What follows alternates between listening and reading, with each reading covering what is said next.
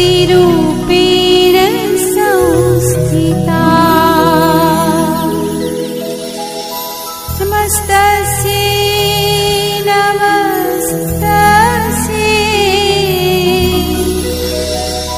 नमस्तस्यै नमो नमः।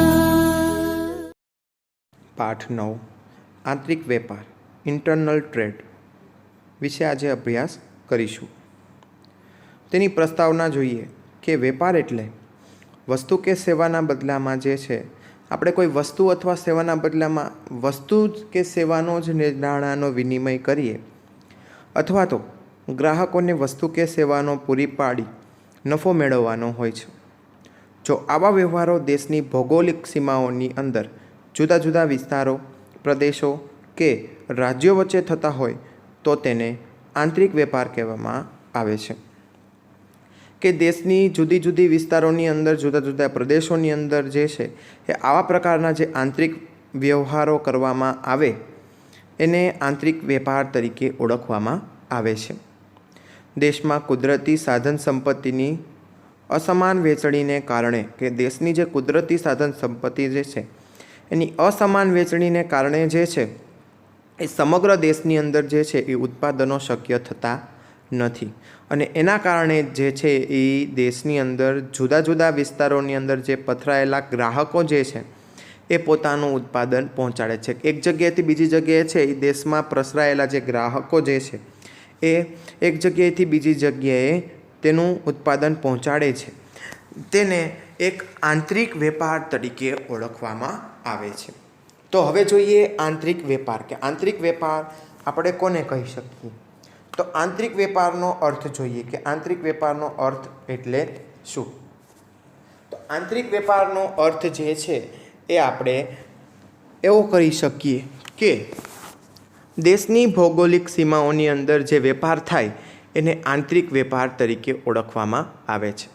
કે દેશની ભૌગોલિક સીમાઓની અંદર જે કાંઈ વેપાર થાય એને શું કહેવામાં આવે છે તો કે આંતરિક વેપાર કહેવામાં છે। કે દેશમાં થતો જે વેપાર જે છે એ આંતરિક વેપાર તરીકે ઓળખાય છે। આંતરિક વેપારમાં જે તે દેશનું ચલણ, તોલમાપ, વેપારી રીત રસમો તેમજ કાયદાકીય બાબતો જે છે એ સમાન હોય છે। કે વેપારીની જે રીત રસમો જે છે તેમજ કાયદાકીય બાબતો જે છે એ હરેક સમાન હોય છે અને તેમજ આંતરિક વેપારના માલની હેરફેર જે છે એ સરળ હોવાના કારણે જે છે એ સમય પણ એમાં ઓછો લાગે છે અને એ સમય ઓછો લાગવાથી જે છે એનાથી જોખમ ખૂબ જ ઓછું થાય છે અને જો એ જોખમ ઓછું થાય તો સામે ખરીદનાર અને વેચનાર વચ્ચે જે છે એ સંપર્ક જે છે એ સફળતાપૂર્વક જે છે એ આપણે એક પાસેથી બીજા વેપારી પાસેનો સંપર્ક સરળતાપૂર્વક આપણે રાખી શકીએ છીએ। હવે જોઈએ તો કે વેપારી પ્રવૃત્તિઓનું વર્ગીકરણ કે વેપારી પ્રવૃત્તિઓનું વર્ગીકરણ કઈ રીતના થઈ શકે। તો એમાં કુલ 4 પેટા પ્રકાર છે। તો કે સરહદની દ્રષ્ટિએ, બીજું છે વિતરણની દ્રષ્ટિએ, ત્રીજું નાણાં ચૂકવણાની દ્રષ્ટિએ, ચોથું માલની રવાનગીની દ્રષ્ટિએ। તો એમાં પણ બધાના અલગ અલગ પેટા પ્રકાર છે કે એમાં સરહદની દ્રષ્ટિમાં પણ 2 પ્રકાર છે કે એક તો આંતરિક વેપાર અને વિદેશ વેપાર। આંતરિક એટલે દેશમાં જે થતો હોય એ અને વિદેશ વેપાર એટલે કે દેશની બહાર થતો હોય એ। વિતરણની દ્રષ્ટિએ એટલે કે પ્રત્યક્ષ કે કોઈ વેપારી આવીને લઈ જાય અથવા પરોક્ષ કે આપણે જે મોકલીએ એ। તેમજ નાણાં ચૂકવણીની દ્રષ્ટિએ કે શાખ પર અથવા રોકડ વેપાર કાં તો ઉધાર માલની ખરીદી ઉપર કે કાંઈક એના બદલામાં આપે એ અથવા તો માલ પહોંચે અને રોકડ વ્યવહાર એ આપે એ રીતે। ત્યારબાદ છે માલની રવાનગીની દ્રષ્ટિએ પણ 2 પ્રકાર છે। તો કે હાજરનો વેપાર અને વાયદાનો વેપાર। અમુક વખતે હાજરનો વેપાર પણ થાય છે અને અમુક વખતે વાયદા દ્વારા પણ વેપાર થતો હોય છે। એ રીતે વિતરણની દ્રષ્ટિમાં જેમ 2 પેટા પ્રકાર જોયા પ્રત્યક્ષ અને પરોક્ષ રીતે, એમાં પરોક્ષમાં પણ 2 વેપાર છે। જથ્થાબંધ વેપાર પણ થઈ શકે છે તેમજ સાથે સાથે છૂટક વેપાર જે છે એ પણ થઈ શકે છે। તો હવે જોઈએ જથ્થાબંધ વેપાર। તો કે હોલસેલર ટ્રેડ। જથ્થાબંધ વેપાર શું કરે તો કે જે વેપારમાં વેપારી ઉત્પાદકો પાસેથી મોટા જથ્થામાં માલ ખરીદે છે અને વેપારીઓને જરૂરિયાત મુજબ નાના જથ્થામાં માલનું વેચાણ કરે છે, જેને જથ્થાબંધ વેપાર કહે છે. કે જે છૂટક વેપારીઓ જે છે એ જરૂરિયાત મુજબ નાના જથ્થામાં માલનું વેચાણ કરે તેને જથ્થાબંધ વેપાર તરીકે ઓળખવામાં આવે છે.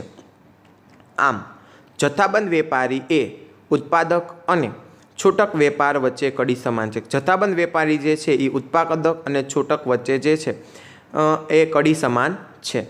એટલે આપણને નીચે આપેલું છે કે ઉત્પાદક, ત્યારબાદ જથ્થાબંધ વેપારી, ત્યારબાદ છૂટક વેપારી અને ત્યારબાદ ગ્રાહક. ત્યારબાદ જોઈએ જથ્થાબંધ વેપારીની સેવાઓ કેવી કેવી હોઈ શકે. તો જથ્થાબંધ વેપારીની સેવા તો કે મોટા જથ્થામાં વર્દી કે અમુક જે વેપારીઓ જે છે એ ઉત્પાદકો જે છે એ મોટા જથ્થામાં જે છે એ ઓર્ડર આપતા હોય છે છૂટક વેપારીઓને.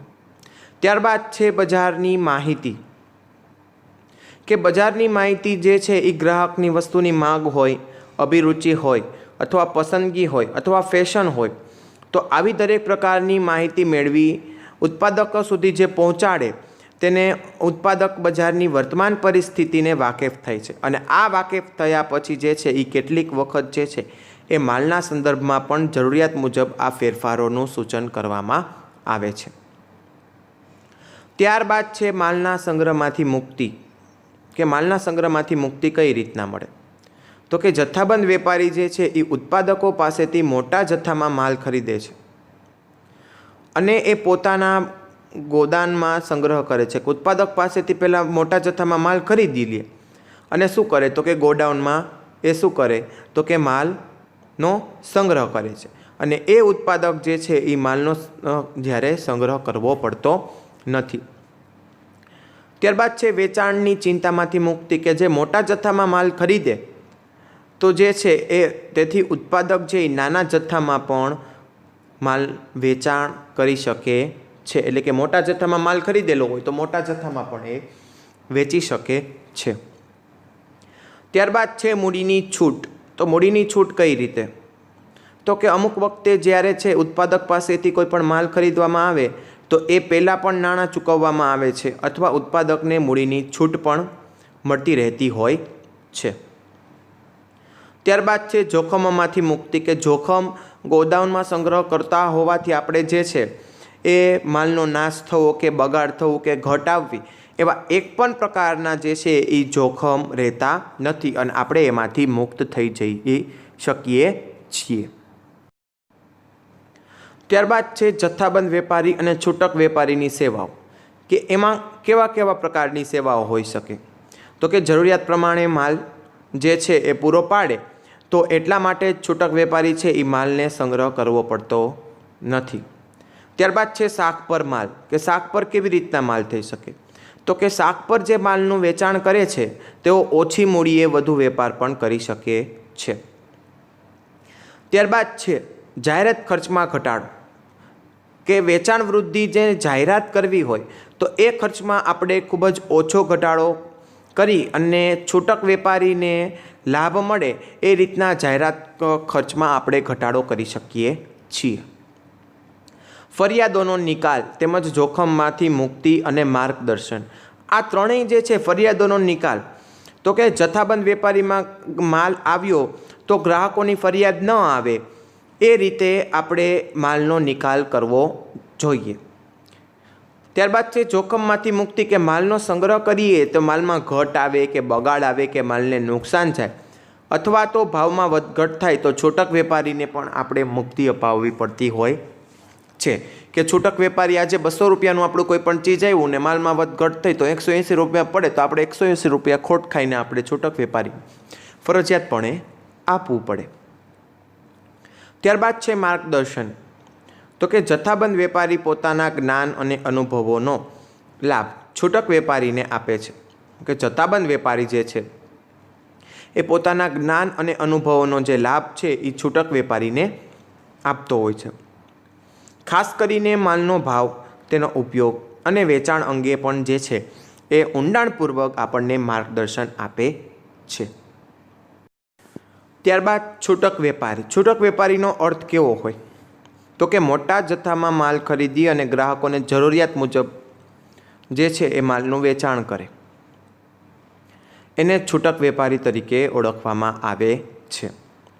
એટલે કે છૂટક વેપારી જે છે એ પ્રત્યક્ષ સંપર્કમાં રહેતો હોવાથી દરેક જરૂરિયાત જે છે એ સમજી શકે છે અને પરિણામે જે છે એ ગ્રાહકોને ઉત્તમ સેવા આપવા માટે પણ પ્રયત્નો કરે છે.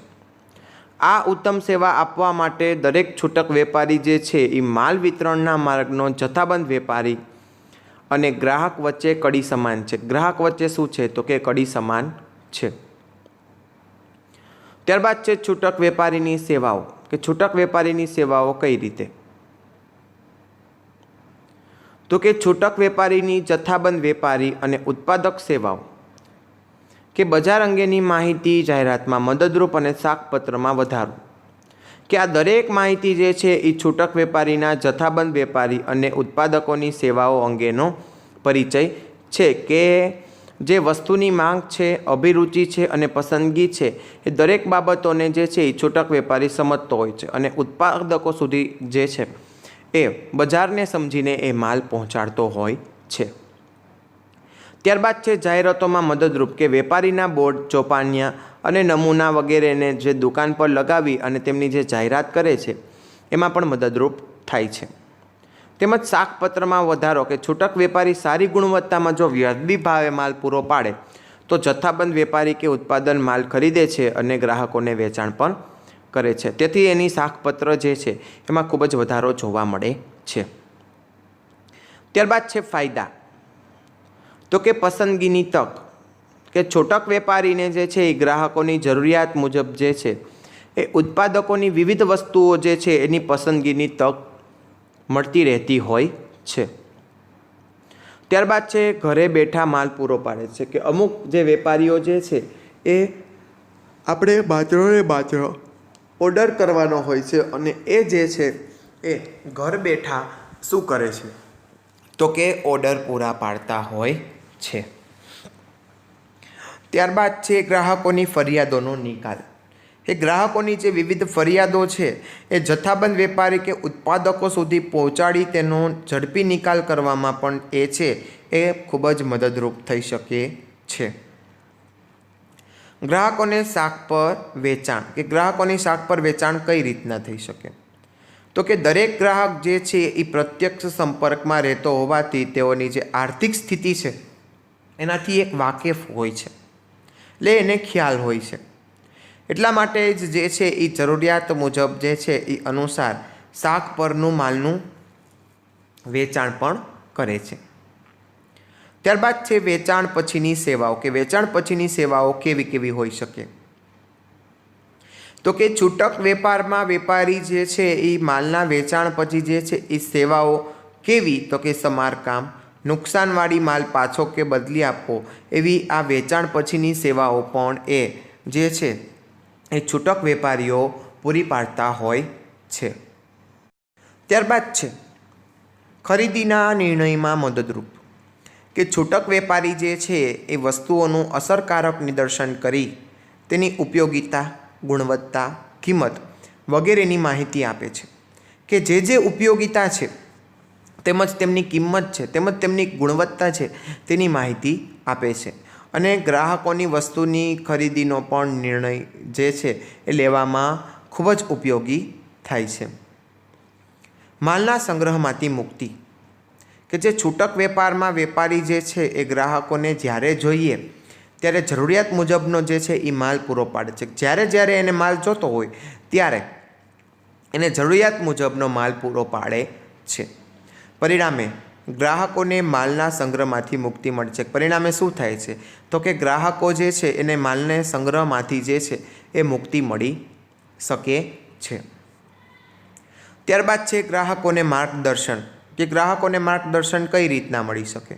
તો કે છૂટક વેપારમાં વેપારીઓ જે છે એ ગ્રાહકોને વસ્તુઓના અંગે માર્ગદર્શન આપે છે. છૂટક વેપારીઓ જે છે એ વેપારીઓ ગ્રાહકને શું કરે છે તો કે વસ્તુઓ અંગે એને માર્ગદર્શન આપે છે. અને ત્યારબાદ ભવિષ્યમાં વસ્તુઓના ભાવ, વસ્તુનો પુરવઠો અને વસ્તુના વપરાશની રીત અંગે માર્ગદર્શન આપે છે. અને આ માર્ગદર્શન આપ્યા પછી પણ ભવિષ્યમાં જો વસ્તુના ભાવ અથવા વસ્તુનો પુરવઠો અને વસ્તુના વપરાશની રીત કઈ રીતના કરવી એમનું પણ જે છે એ માર્ગદર્શન આપે છે. તો આજે આપણે જે છે એ છૂટક વેપારીના ફાયદા અને તેમના જરૂરિયાતો જે છે એના વિશે અભ્યાસ કર્યો. વધુ અભ્યાસ આપણે આગળના વિડીયોની અંદર કરશું. આભાર.